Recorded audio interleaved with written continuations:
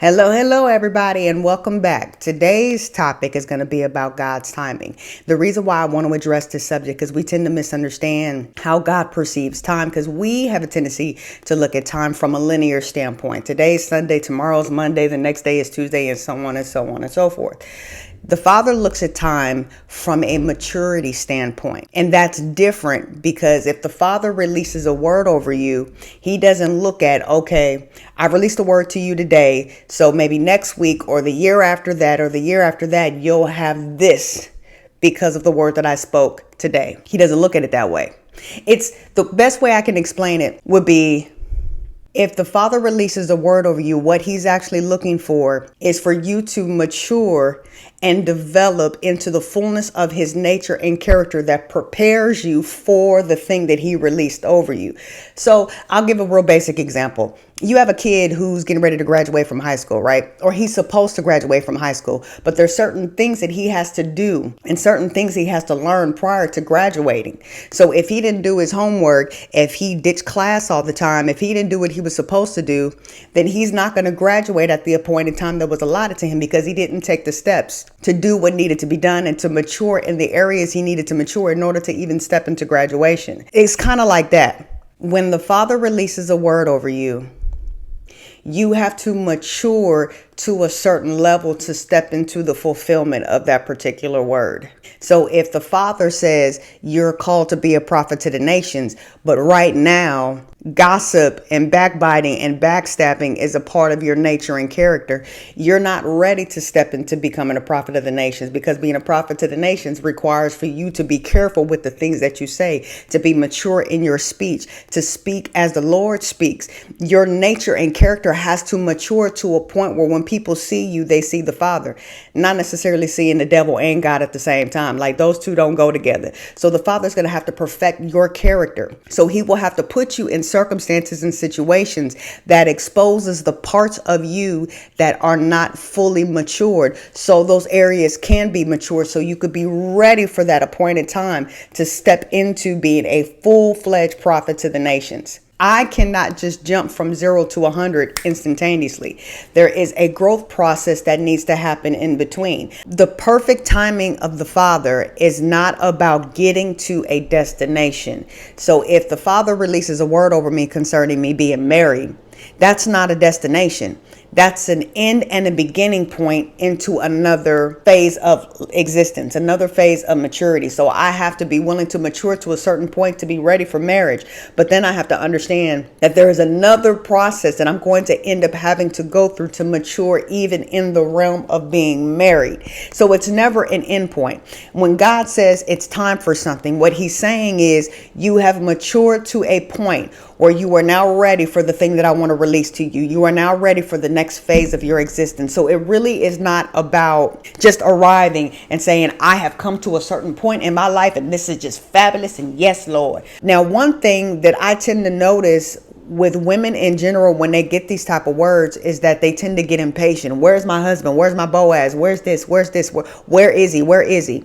That's something that we have to pay attention to personally. If I'm asking that question, where's my husband? Where's my Boaz? If I'm asking that, why am I really asking that question? Why am I so impatient? That's a part of the maturing process that the Father may be trying to take me through. What's my motive for wanting to be married? I have to pay attention. The Father may have released a word for me to get married, but I also have to become aware of the motives that I have prior to me getting married. So the Father does not withhold good things from us, but we also have to check the motive so we can mature to become ready for the thing that the Father is bringing us into. So if I become impatient, like where's my husband at? Where's my Boaz? Where is he? Where is he? Where is he? What's really going on?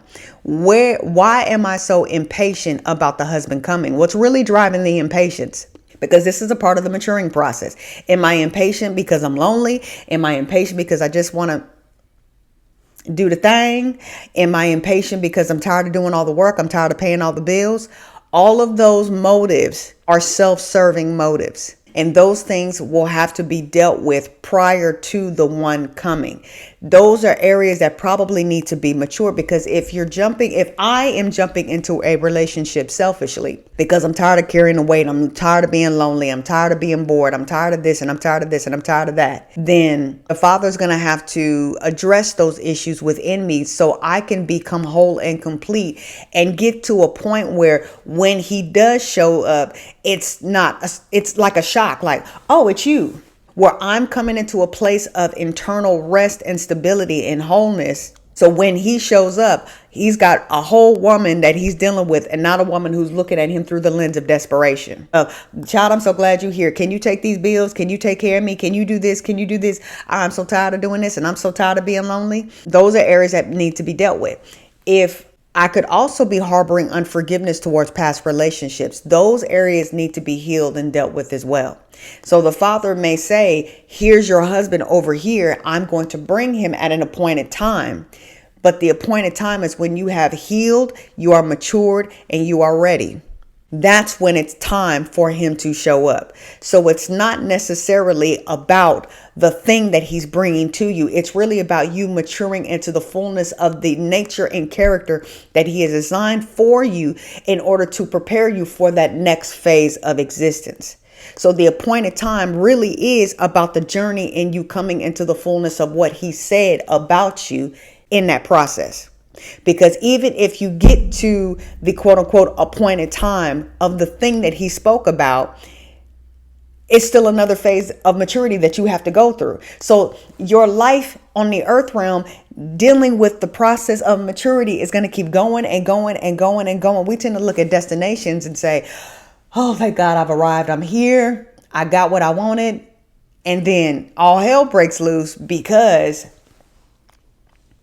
we may not have necessarily been ready and prepared because we didn't recognize the times and seasons that we were actually in, because we really didn't understand God's timing. God's timing is always about preparation for the next phase and to prepare you for the next phase even after that. So it's always about growth and progression.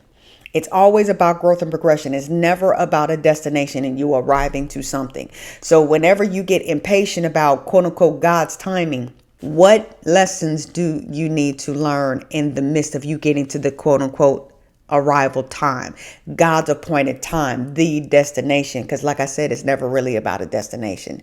It's about going into a next phase of existence.